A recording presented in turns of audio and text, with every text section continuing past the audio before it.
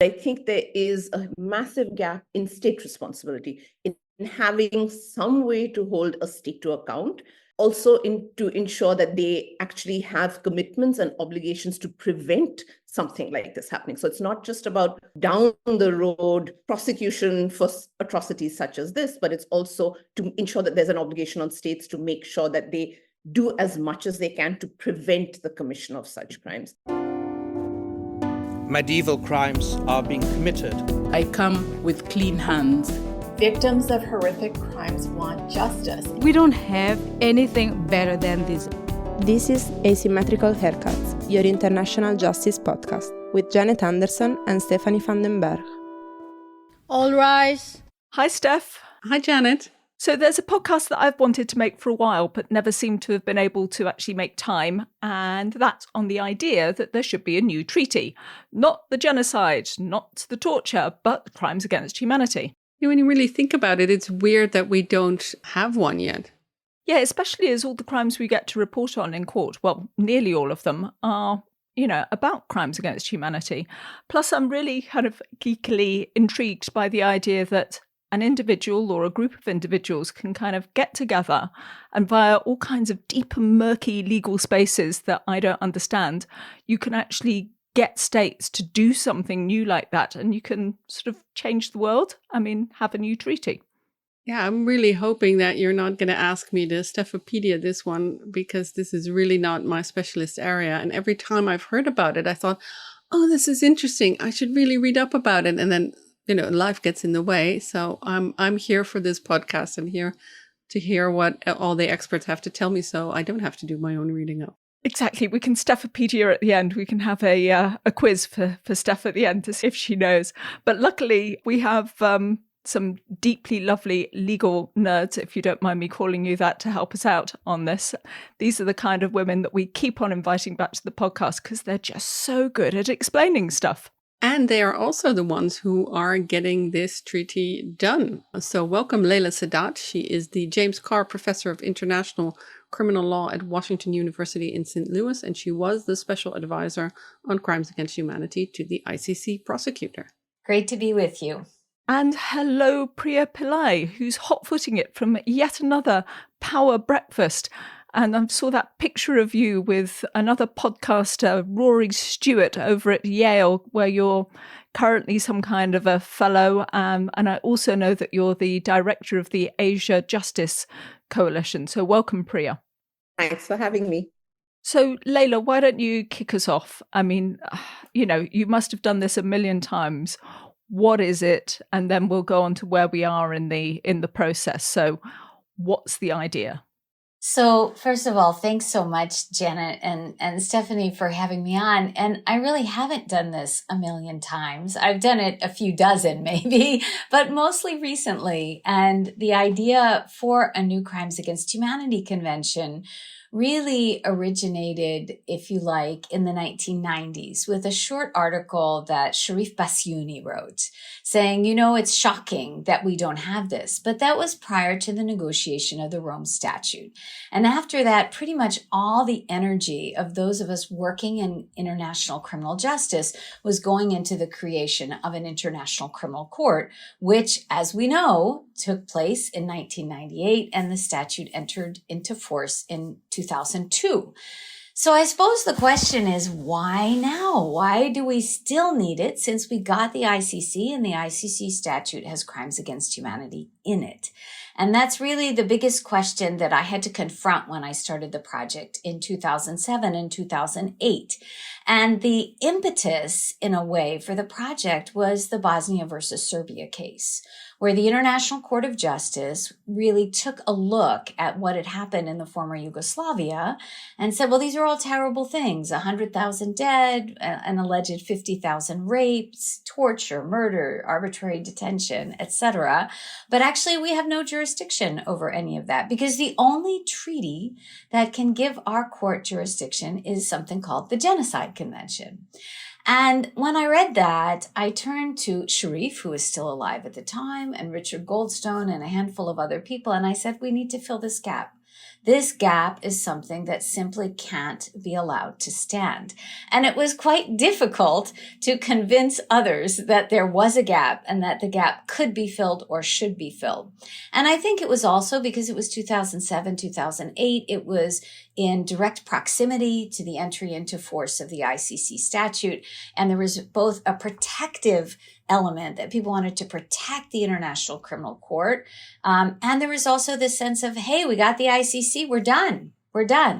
And unfortunately, just to fast forward to now we're in 2024, both of our predictions at the time came true, which is that the ICC would take very, very few cases, that it would have very, very limited jurisdiction, and that in spite of the enormous achievement that the ICC's establishment represented, we would still have a huge gap in our capacity to address international crimes. And I think if I can just jump in and add a little bit to that, I think it's also sort of the need of the hour that, when we talk about the ICC, we talk about individual criminal responsibility of holding individual perpetrators to account. But I think there is a massive gap in state responsibility in having some way to hold a state to account, also to ensure that they actually have commitments and obligations to prevent something like this happening. So it's not just about down the road prosecution for atrocities such as this, but it's also to ensure that there's an obligation on states to make sure that they do as much as they can to prevent the commission of such crimes. So I think that's, again, an important legal gap that this draft treaty seeks to fill. And I think the last kind of 6 months or year have really shown this gap again with the conflict between Israel and the Palestinians, because that was also brought to the International Court of Justice, but then also under the Genocide Convention, because that is the only treaty that you can take the state responsibility to. And then there was a lot of outcry and people are going to say, is this genocide or not? You could say, well, we don't have this other, this is the only thing we have. And so you kind of see that, again, that gap is highlighted.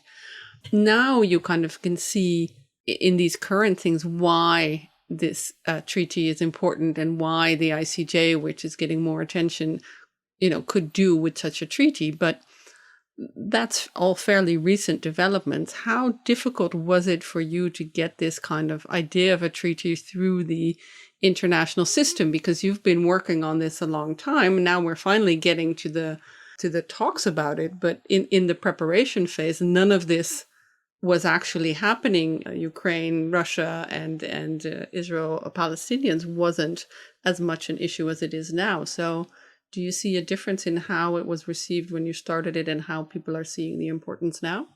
Well, the short answer, of course, is yes. I still remember I had developed a PowerPoint presentation to explain to people this gap. And I had on my PowerPoint the 25 new things that this treaty could do that we can't currently do. And I remember, this is probably, 14 years ago, or maybe 13 years ago, and going to the ICC ASP in New York with my little PowerPoint presentation and sitting down with some of the important people in international criminal justice. And at the end of the 45 minutes, they'll say, okay, now you've convinced me, but, and the but was, of course, much bigger than the energy to move forward. And so what I recognize, Stephanie, is it's just going to take a while for ideas like this to take hold. Part of it was, as I said, the timing. We were a little ahead of our time in that sense. Part of it was a fervent belief that the ICC would really change the landscape. It would change the way states behave and non-state actors behave. And it turns out it did so some of the time for some of the people, but not nearly enough to combat the level of criminality we're seeing. And the other thing, and I learned this really through my work as ICC special advisor, crimes against humanity it's really the workhorse of international criminal justice, because it can attach to massive and systemic human rights abuses that take place in peacetime. You don't have to show this attack on the group, and it can also take place in wartime. And so if you look, and I did a big empirical study at the ICC, about 30% of the situations only are charging crimes against humanity. And that's so different than what we saw in the ad hoc tribunals, where it was all about the war and the crimes against humanity were sort of ancillary to or auxiliary to the war. And to Priya's really important point, if you care about prevention, you really want to get at the criminality during peacetime. So I think we've had a recognition, we've had some experience at the ICC also to teach us what are crimes against humanity, why are they important. The ad hoc tribunals contributed enormously to our understanding of the crime. And so now it turns out that the time, for a whole lot of reasons, there's just a lot of coming together on this. Both fear about the degradation of global society with these terrible wars that are inflicting horrific civilian casualties, and also a sense that we have to redouble our efforts. And the coalition is really building. And thanks to people like Priya, it's a global coalition now. It's not just a handful of us running around New York with our PowerPoints or our advocacy. Well, Priya, Leila says running around New York with PowerPoints, but it's actually inside, I understand, a number of committees, and really it's a process as far as I understand, and you need to tick an awful lot of different boxes. Without getting too technical, how does a treaty get made?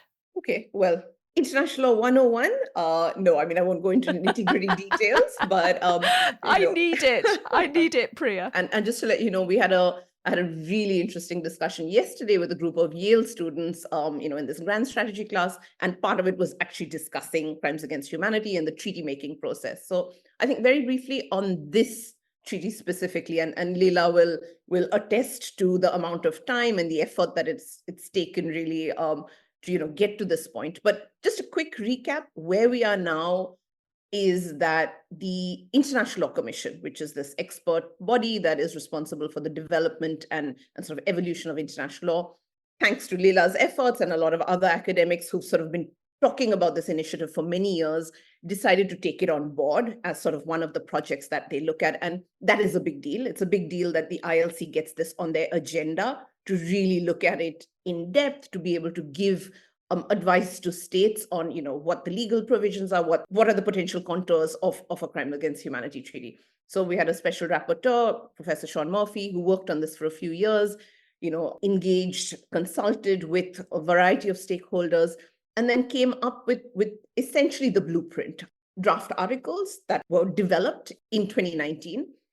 And that's now the basis for moving forward. So what has to happen now is that the UN General Assembly has different committees. There's a sixth committee, which is the legal committee, which essentially is state representatives that sit around a table, discuss what the ILC has sent to them as well. And the ILC has basically sent them this report, sent them a commentary on the draft articles and said, here you go, we've done the basic work. Now we think this needs to move forward into a treaty negotiation, that it is the right time, and we've done all the background work. So, we're basically giving you a product that is ready to go and to be negotiated.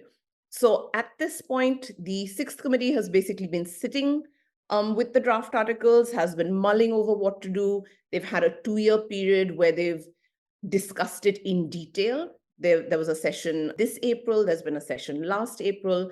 It's been a week-long session both times. States have had the opportunity to discuss substantively, based on sort of certain thematic pillars, what this treaty would be about, what are the issues they might have with it, as well as put in written submissions at the end of last year. So there's been a lot of engagement by states around this. But I think what is also critical is that there is a lot of mobilization now on behalf of civil society around the world as well, to say, this is something that affects us directly. It's not just an esoteric legal discussion that happens in New York, but it is something that directly impacts, regions of the world that have mass atrocities committed against civilians in peacetime, in times of conflict, and that this is something that we need to see. So there's a much broader mobilization as well going on now that syncs up with what is happening in capitals, but also what's happening at the Sixth Committee.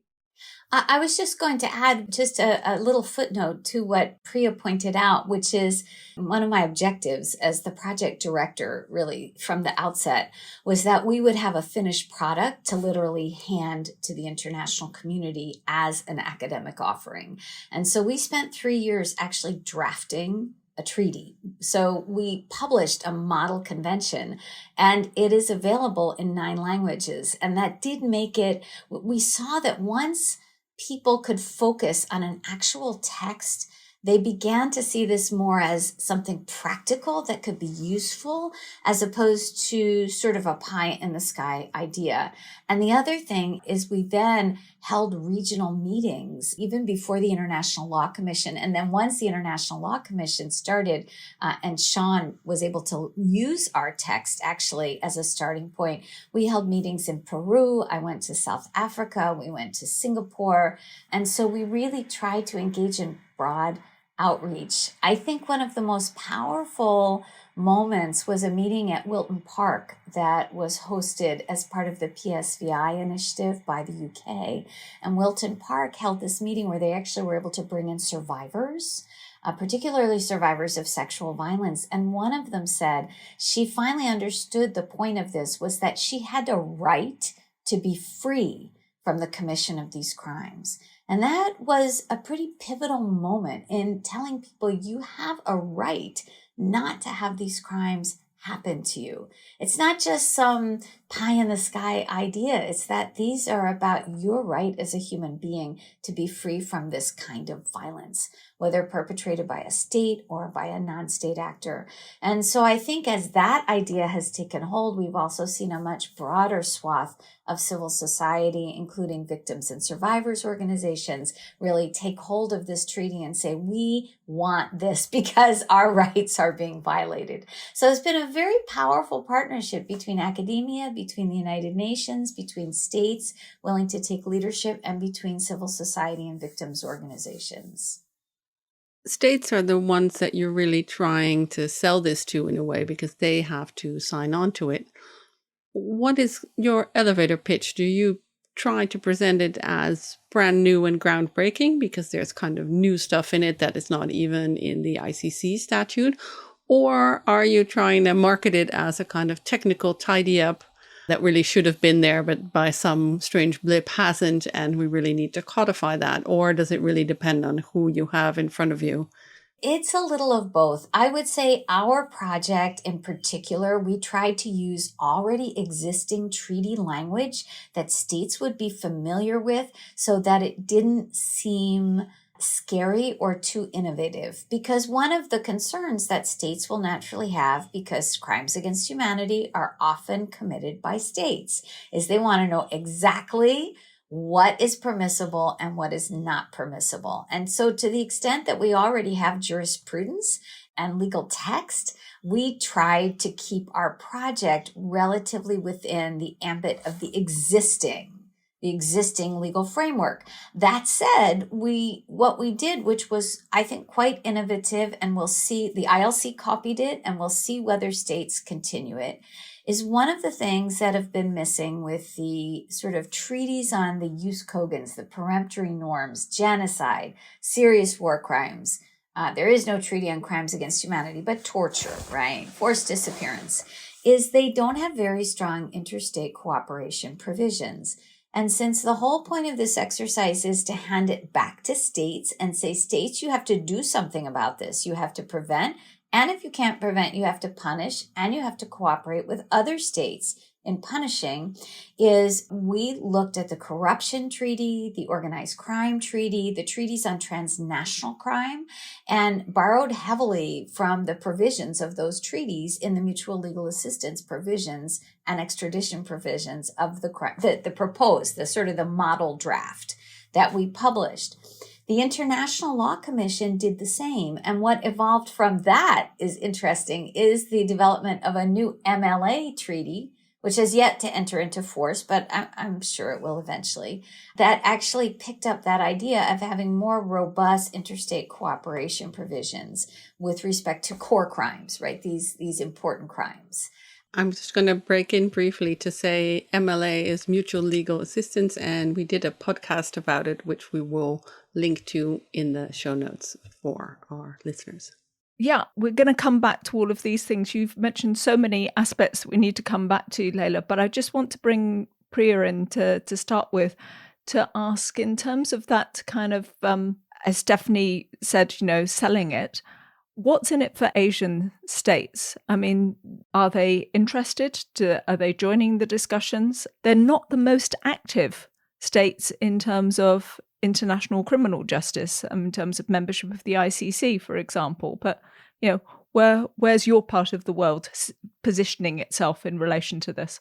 That's a great question. And I think, it's been a mixed bag. Let me put it that way. I think there are a number of states that actually in Asia have taken leadership, but actually let me rewind a little bit. In terms of the region, I mean, it's a huge, it's a region with sort of a lot of diversity, but it's also a region that has witnessed the commission of grave atrocities. You've got Cambodia, you've got Myanmar right now, we've got what's happening in Afghanistan, we've got a lot of these situations that really cry out for some sort of redress and that would really fit the textbook definition of crimes against humanity. And then there's this legal gap, to your point, Janet, as well. There's the fact that this is the region that has the lowest ratification of all regions of the Rome Statute as well. So there's a massive legal gap. If you look at most domestic jurisdictions within this region, a lot of them do not have mass atrocity crimes that are incorporated into domestic legislation. So they're really not prosecutable. So that's all to lay out the reason why this is really important for the region. I think in terms of actions that governments have taken, you've got some states that have been very active and quite vocal about the need for this. And those include Bangladesh, South Korea, Mauritius, the previous governments of Myanmar and Afghanistan. We've got, a fairly robust engagement from some states. And in fact, the 3 co-facilitators of the April sessions that the 6th committee has had, one of the facilitators was actually Malaysia, who's also stepped up and said, yes, we really need this in the region. The other 2 states that have expressed support are the Philippines and Thailand. States have talked about support for this, but that they also have questions around the treaty. They have questions around definitions. So they are open to discussion.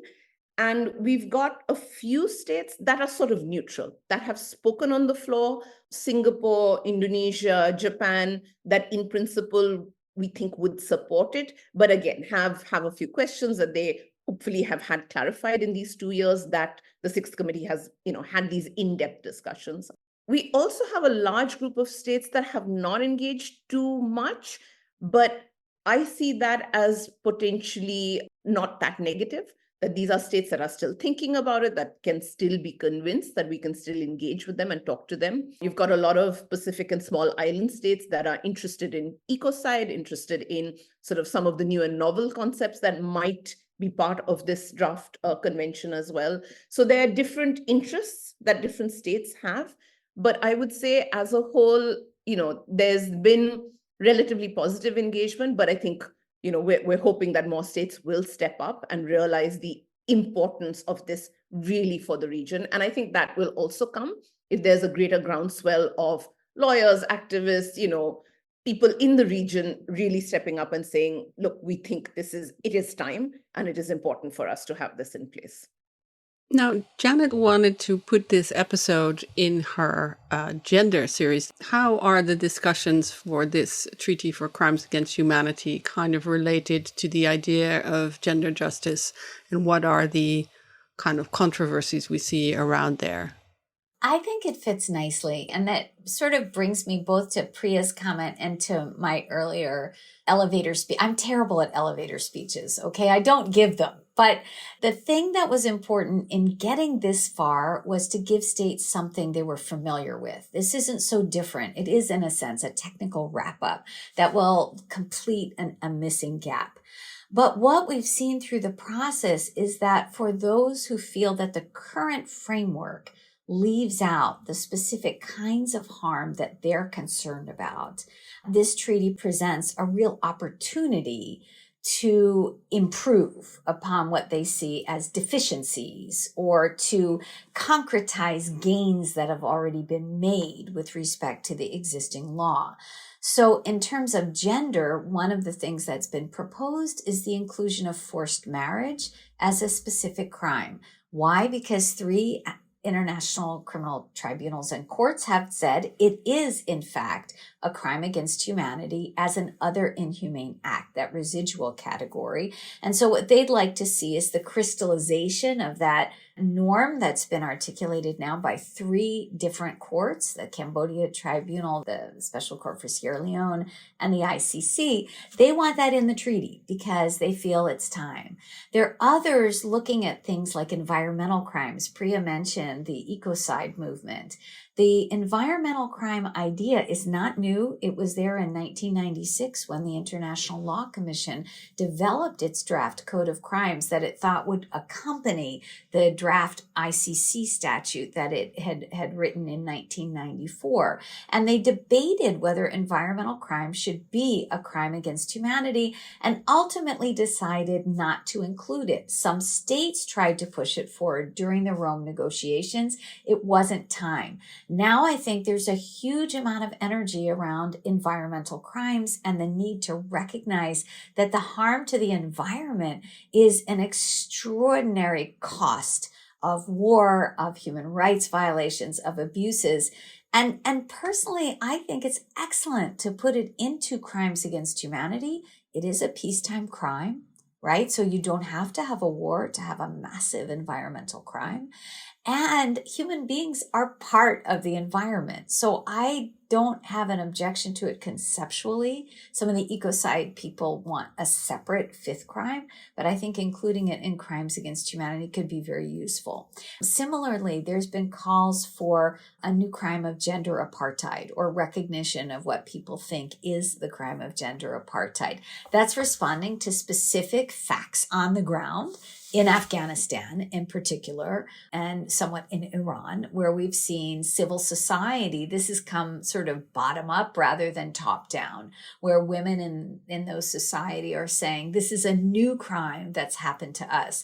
And we know that often codification in treaties does respond to what happened. The Genocide Convention basically codified what happened in the Shoah. Sierra Leone has said we need to include the slave trade.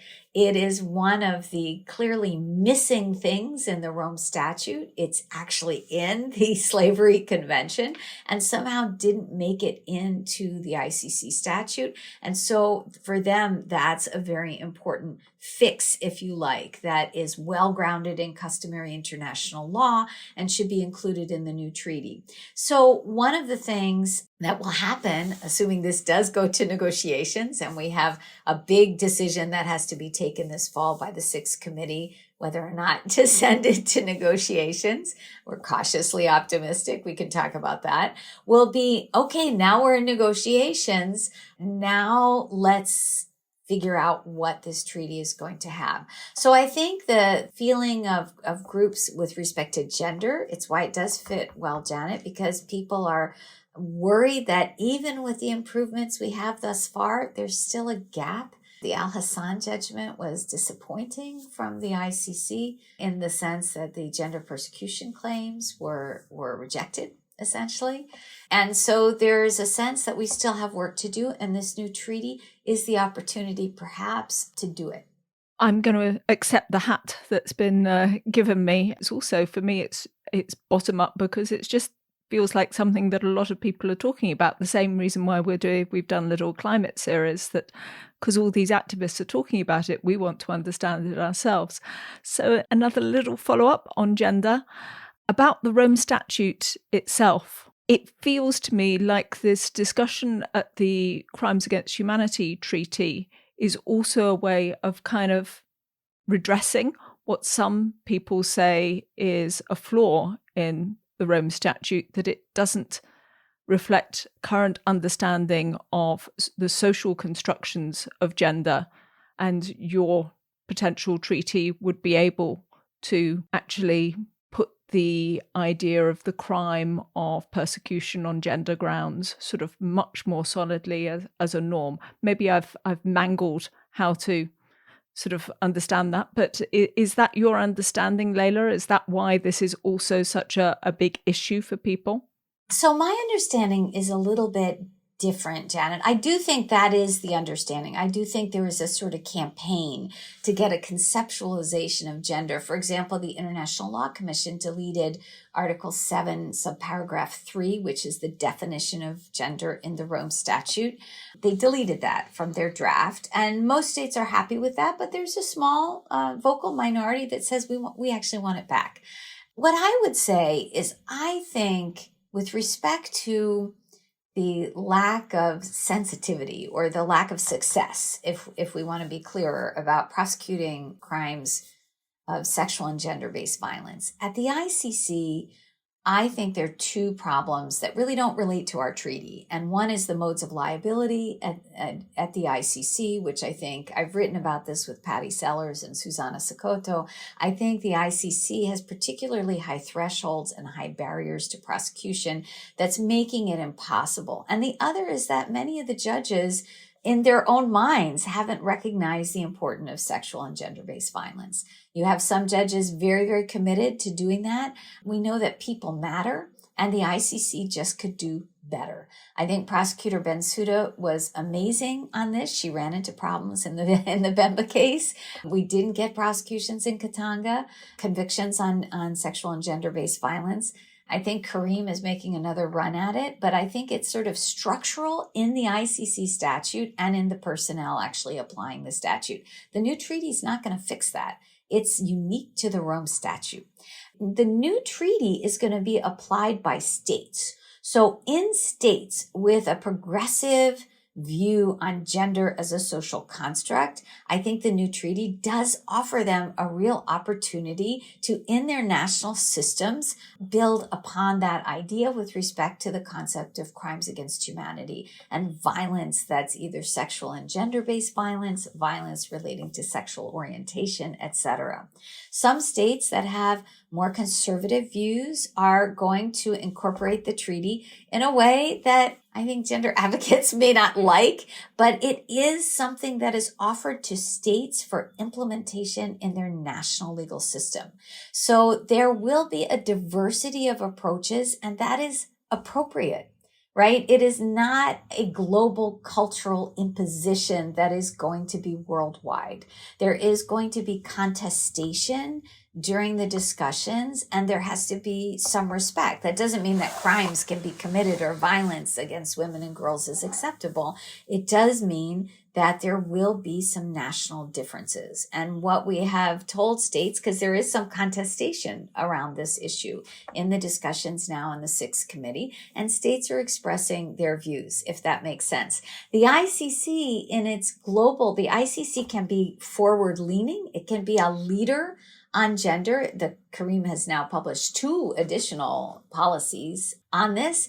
And neither, by the way, has really taken up what I see as the key structural flaw of the application of the Rome Statute, which is modes of liability, which is how do you actually link the guys you're trying or the people you're trying to convict with the crimes on the ground if they weren't actually the physical perpetrators of the crimes. The ad hoc tribunals used joint criminal enterprise liability, and it was very successful. And I do feel frustrated that the ICC has adopted this very limiting approach to the prosecution of gender-based crimes, because it is a very it's one of those things that looks objectively neutral, and in fact, it's heavily gendered in its application. So the failure at the ICC, I think, isn't really coming from the definitions in the Rome Statute. It's coming from the application of the definitions. But I do think that there can be gender advances that will be acceptable to all states or most states that can be incorporated in the new treaty. And I think that's very exciting to people that feel frustrated with the ICC.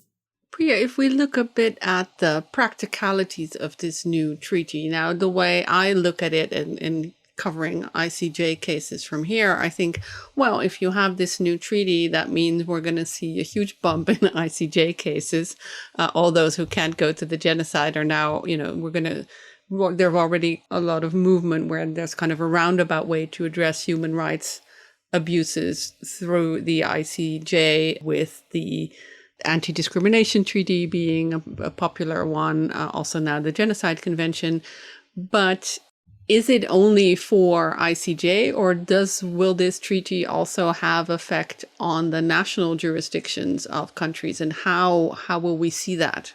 So when you look at the draft articles, there's an Article 15, which is the Settlement of Disputes article. And this provision essentially mirrors the Genocide Convention. So basically what it means is that you have the option, for states to enter into negotiation linked to violations or linked to the obligations of this treaty. And I'm going to call it a treaty right now for the purposes of this podcast. And of course, if that fails, to submit it to the ICJ or arbitration, as the case may be. So there is a provision, there's a dispute resolution clause in this treaty for interstate disputes. So a bit similar to the Genocide Convention. I mean, I think now that the ICJ has opened the door to erga omnes obligations, this is something that could well be used as well in a similar manner.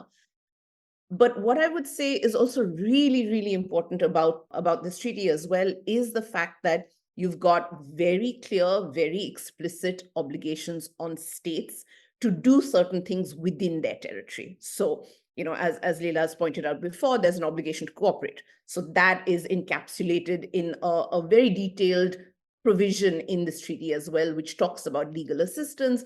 How do you coordinate between some countries where really the job lies with, say, the Ministry of Foreign Affairs, and the others, it's the Ministry of Judicial Affairs. How do you coordinate? It gives a blueprint to states to actually be able to coordinate in a more effective manner.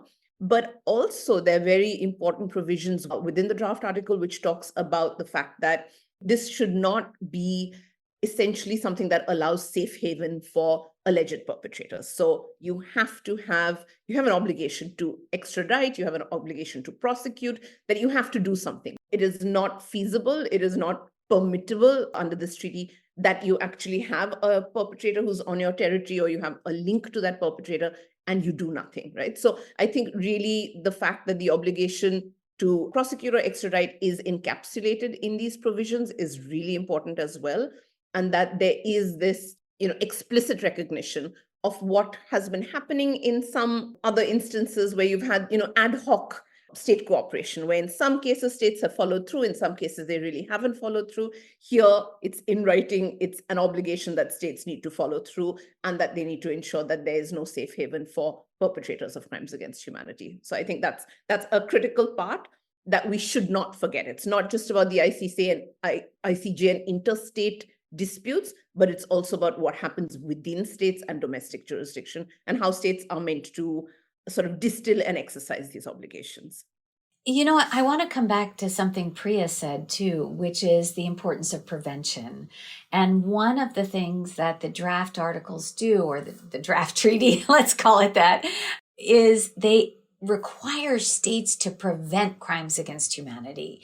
And the question is, how do you do that? Well, some of the things that have been called for by states in the Sixth Committee now are we need more provisions when this goes to negotiations on capacity building. We need to build up state capacity.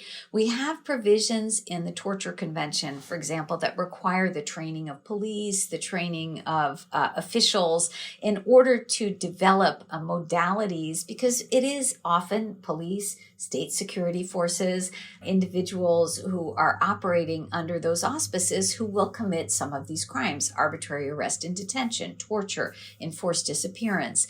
These kinds of crimes, which are included in the draft treaty, you want to prevent. And how do you do that? By having potentially a treaty monitoring body that can actually hear reports from states, that can develop sort of a soft jurisprudence on the interpretation. There's been a little general resistance to the monitoring body idea, I actually think it's a critically important element of a new convention because it's not all about ICJ action or even criminal prosecutions in states. It's about inculcating this norm against the commission of these crimes and having it go deep into the groundwater of global society, that these are crimes that are beyond the pale no matter where you live and no matter what legal system your state has. And a treaty monitoring body can help with that. There's also, both in the jurisprudence of the ICJ and the International Law Commission's work, sort of a sense that where you have a treaty that has these erga omnes obligations, that is all states, it's a collective response, because these are crimes that disturb the peace and security of all of humankind. Where they happen somewhere, they happen everywhere. And so the idea is you really do need a global approach to put a little meat on the bones of the treaty. And so that is another thing, in addition to sort of ICJ activity, that we hope would happen with respect to the draft treaty. You've given us an enormous amount to think about already, both of you, and I'm sure as this progresses over the years, we'll come back. But at the moment, are there some additional things that either of you would like to add in, something you didn't get a chance to say that you think that we really need to cover? I've got some extra bits of Latin in the script. I mean, and nobody's mentioned that particular bit of Latin, for example. But I mean, you know, you've already done your erga omnes, so you've done that bit of Latin. Do you mean, here's my classical education is going to come in handy here. You mean the aut deterre, aut judicare, either prosecute or extradite? I think Priya handled it. She just didn't Latinize it. Yale hasn't yet sunk in completely. I'm trying to avoid using Latin terms on podcasts as far as possible. Erga omnes just slipped in, but we appreciate that. But we appreciate that. But we're there for it. We're here for whatever you want to add in. What do you want to tell us, Leila? Like, I mean, you know, what haven't you mentioned? What happens next?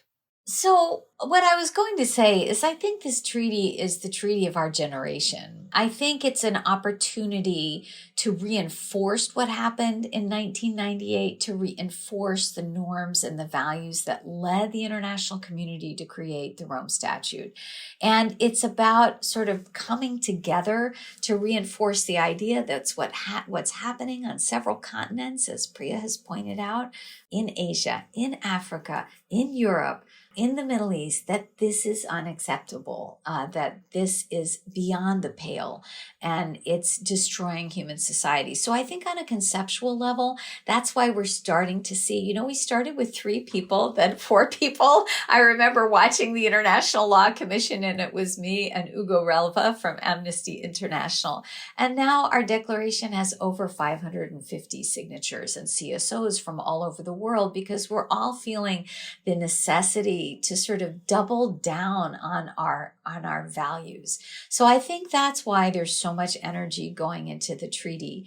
What's next is, this is a very exciting moment for the treaty. In the next few weeks, there was a lot of negotiating happening in the 6th committee. There's a 0 draft resolution that has called for the establishment of a diplomatic conference to open in 2026.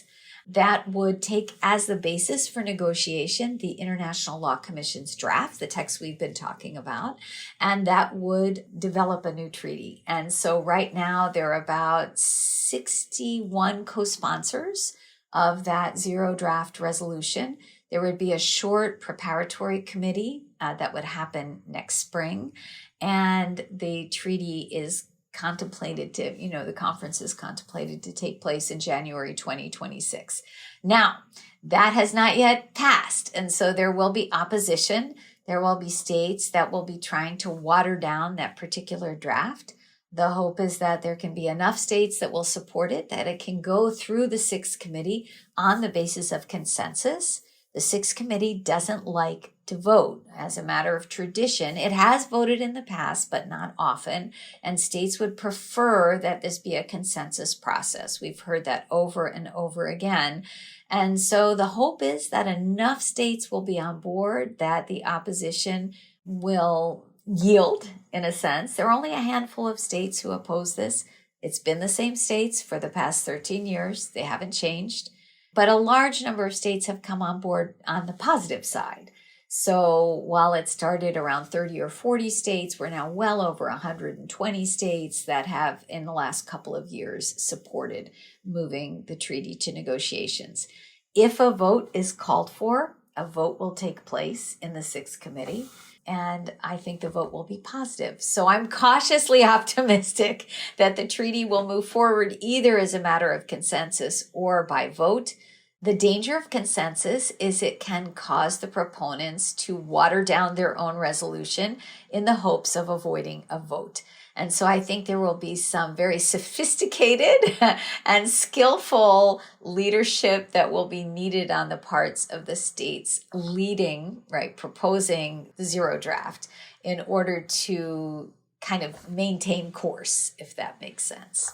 Priya? I'll just say the quiet part out loud, which is if things don't go to plan, right? I mean, I think the plan B, I mean, the point of all this is, and Leila's followed this from day zero. I mean, really at the start of this whole sort of discussion 15, 20 years ago, is that this is still a long game. It's not going to be determined by what happens at this Sixth Committee resolution meeting. It's critically important. It is hugely important. Don't misunderstand me, don't get me wrong. But I think, to still say that this is in any case a long game, and that even if there's a setback now, there's still a lot of work to do. And I think there's still a lot of galvanizing to do. There's still a lot of getting down to brass tacks and trying to convince more states. There are a number of states that are still silent, that we're still trying to reach to this day as it goes down to the wire. But there's still continual, work to be done, even if things don't go to plan. Thank you both so much for all your explanation in ins and outs. Now, you've both already been on the podcast, so you may have answered this question, or you may have answered another iteration of this question, or maybe your thinking has evolved. But one of the things we like to know is, do you have a favorite court case that you like to tell students, that you like to talk about, or that you still talk about after dinner as a wild case that you had to follow? Well, I really was not expecting this question. I was expecting the question about what book are you reading right now? So I was geared up for that. Favorite court case? Oh, good grief. Not really, but I would say the one court case that I'm really invested in and I'm following, I follow every step of it, is, of course, the Gambia versus Myanmar. Leila? So I'm following South Africa versus Israel. I think it's a blockbuster case. And the other one I'm really following is the climate change advisory opinion at the ICJ. And I have to say, I could add the advisory opinion on the status of Palestine as well. That's not quite the term for it, but the advisory opinion that came out this summer. I think these are blockbuster decisions that build upon Chagos and so many other ICJ cases. It's just thrilling to see the evolution of the International Court of Justice from this very quiet institution that handled, one or two cases a year if it was lucky, to a real powerhouse court that has some just brilliant judges and some great decisions. So I'm following all of those quite closely. We got criticised on social media at one point for using the term blockbuster. So I'm really pleased to hear a law professor using that term. This is the way we see our world. It's full of blockbuster, extraordinary things that are happening. We want to shout that from the rooftops. There we go. Thank you for helping us to do that. So, Leila, what are you reading, listening to, or watching that you would like to share with people? So I just finished a wonderful novel called The Personal Librarian, which is an astonishing story of a Black woman who passed for white to become J.P. Morgan's personal librarian. And it's a terrific book. I just finished it. Now I'm reading The First Ladies, which also is by the same authors. On the law side, I just finished Raphael Lemkin's autobiography, Totally Unofficial, which I've been reading as I think about the Crimes Against Humanity Convention and the work that's been needed. And I have to recommend that book for lawyers tremendously. It's very insightful. It's in his own words, although it was put together after his death by somebody who went through his papers and his chapters. It's a great book. Great. Thank you. Really interesting suggestions. Priya. This is your moment. This is my moment to shine. Yeah. No. So one of the books that I'm reading is this fascinating account by a fellow Yale World Fellow in my cohort, whose name is Leon McCarran. And he's written this beautiful book called The Wounded Tigress about his journey down the Tigris through Iraq. And it's just a very amazing, moving description of the country and what's happening there.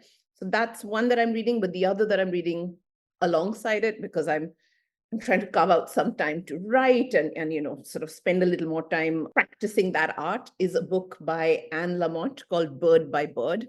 And it's fantastic. It's really well written. I mean, she's a writer and it's about writing, but it's really not a dry sort of text. It's very funny, very insightful. So I'm sort of laughing out loud while I'm reading it and while it's giving me ideas about writing as well. So those are the two that I have going on at the moment.